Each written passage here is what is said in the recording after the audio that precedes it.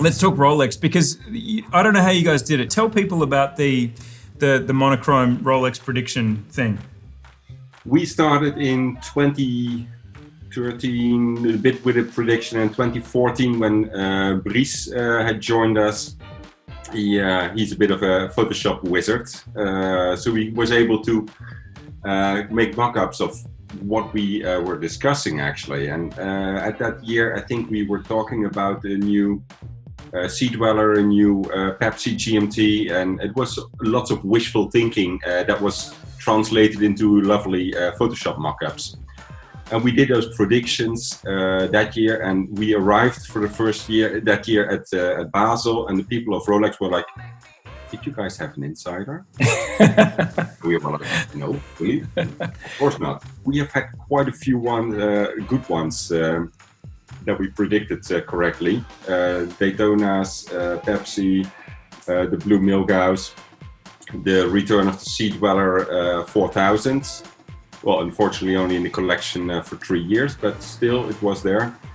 And quite a few more, but it was fun to do that.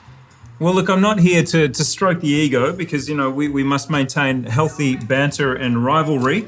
However, I am very curious. I am very impressed, obviously, because I'm asking you to do this segment with us. And let's just see. We're not going to find out in 2020 whether your predictions were right.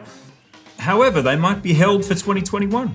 So for all we know, what we're about to explore may well exist one day and be available on the wrist. So let's go through. Tell me, where did you land on which models you think are likely to be reprised? And again, we say this likely as in it's throwing a tail on a donkey from a long distance. But yeah, exactly.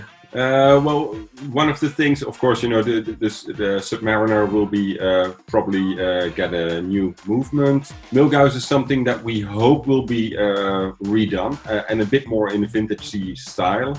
We hope it will come back with a black ceramic bezel and a little red triangle on top. Mm-hmm. And of course, the lightning hands. And drawing back to the very old Milgauss, the 6541, which is the old one. I hope to see something like that, and then get away from the green glass kind of funky stuff, which has been performing extremely well. It's a popular model. Another one, Yachtmaster. We could imagine that will be revamped into a 42 mil, so slightly bigger. A bit more funky colors on the bezel to make it a bit more contemporary, a bit more sporty. Because the Yachtmaster is a bit of the shiny brother of the Submariner, that, you know, a bit of a strange one. Mm. I think there's definitely a lot of color and diversity and potential in the Yachtmaster models. Like there's a lot of models that are not quite as common on the wrist that really have. People complain sometimes that Rolex is too conservative, but the Yachtmaster is one of those collections where I feel that there's been a lot of interesting variations, different colors and finishings. And especially with the Oyster Flex, you know, you can play around quite a lot. If they, you know, if they think it befits the brand, they should definitely do something with that model. Yeah.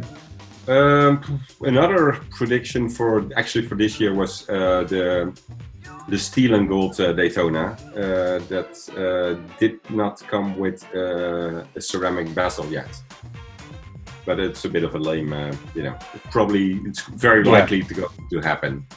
And then there's one that is a bit wishful thinking on my side.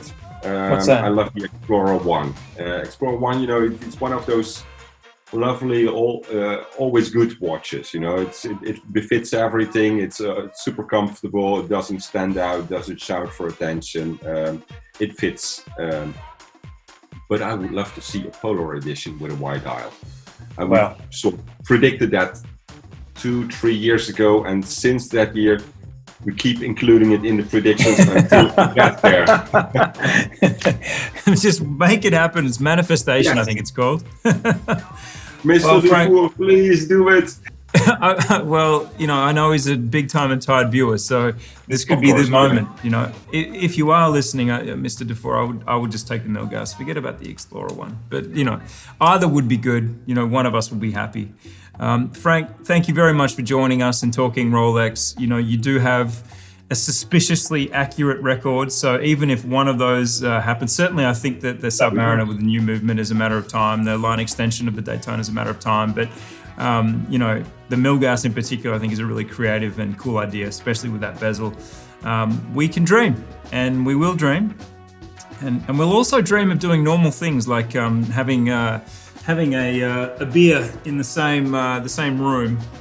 At the moment, you're drinking in the morning, and I'm drinking while I'm filming. So we're trying our best to make this real. Frank, thank you very much.